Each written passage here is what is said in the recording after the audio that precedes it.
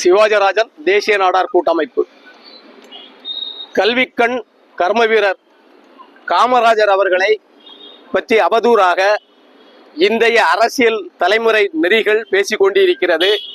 அதேபோல் பேரும் புகழும் வேண்டும் என்று தனக்கு தானே பட்டத்தை சூட்டிக் கொண்டு வாழும் காமராஜர் என்ற பட்டத்தை போட்டுக் கொள்கிறார்கள். இவர்களுக்கெல்லாம் தமிழக மக்களின் சார்பில் முதல் கண்டனத்தை பதிவு செய்கிறேன். நான் கேட்பது, பெருந்தலைவருக்கும் உங்களுக்கும் என்ன சம்பந்தம்? பெருந்தலைவர் ஏழை மக்கள் கல்வி படிக்க வேண்டும் என்று மதிய உணவு திட்டத்தை கொண்டு வந்தார்.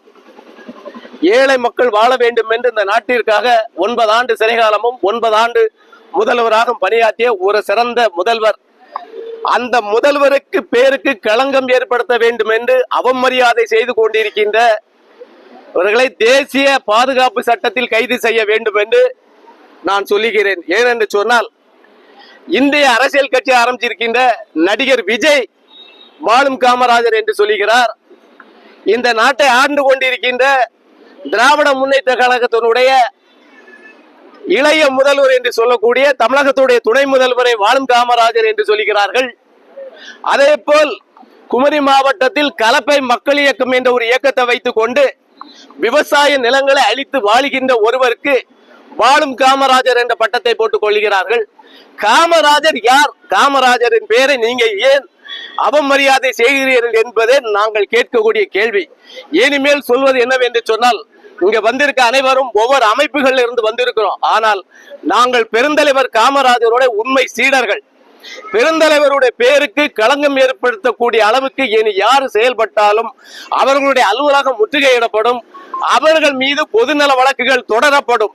அது தமிழக முதல்வராக இருந்தாலும் சரி, தாவேகா கட்சியா இருந்தாலும் சரி, காங்கிரஸா இருந்தாலும் சரி, பிஜேபியா இருந்தாலும் சரி.